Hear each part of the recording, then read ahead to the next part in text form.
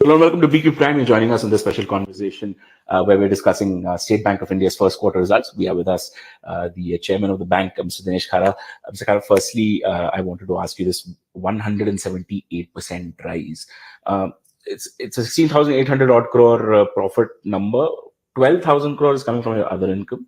On your core business side, I just wanted to get a sense of how these two things are panning out. See, the issue is that we have seen decent growth in our loan book. Domestic loan book has grown to the extent of about 15%. And similarly, yield on advances have also gone, though the cost of deposit have also gone. But if you really look at it, the domestic NIMs are at 3.47.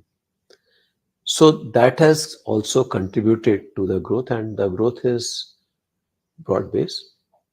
It has come from retail, it has come from SME, it has come from agri, and it has come from the corporate book as well. Right.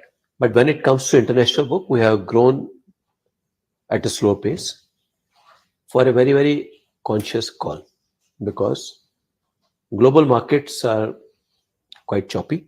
At this point of time, we have to be very mindful in terms of where we should go and how much we should underwrite. Okay. That is the reason why when it comes to our overall growth for the bank as a whole, it is somewhere around 14%. Okay, fair enough.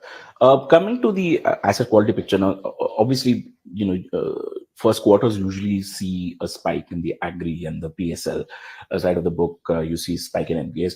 But what is this rest of the year looking like? Are you able to recover all of those loans that have got slipped? I'm quite hopeful. The kind of trend which you've already seen, that gives me the confidence that we can pull back. And hopefully, because if we really look at it, as compared to the slippages which we saw in the first quarter of the previous year, which was more than 9,000 odd crores, it is, I would say, almost lower to the extent of over 1,500 crores as compared to the first quarter of the previous year. So I would say that the way it panned out in the previous year, on the economy, on the real economy side also, the economy is doing much better. So I expect that we should have a much better picture unfolding in the rest of the current year. Understood. Coming to the loan growth side of the story, now you said your book has grown about 14%, domestically 15 odd percent. You have a 14 to 16% sort of target for the year. I want to understand on the corporate side, what is the picture looking like going ahead? On the retail side, what is it that you're focusing on for the rest of the year?